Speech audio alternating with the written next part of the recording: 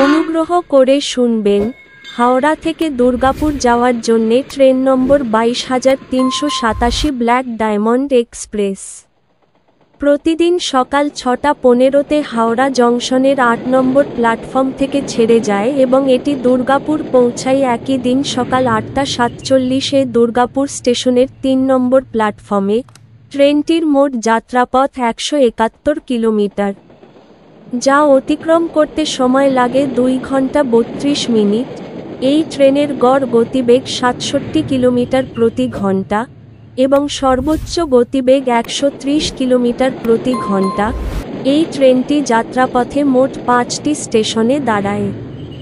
এই ট্রেনের গন্তব্যস্থল ধানবাদ জংশন। এই ট্রেনের সেকেন্ড সিটিং ভাড়া 105 টাকা, চেয়ার কার ভাড়া 365 টাকা।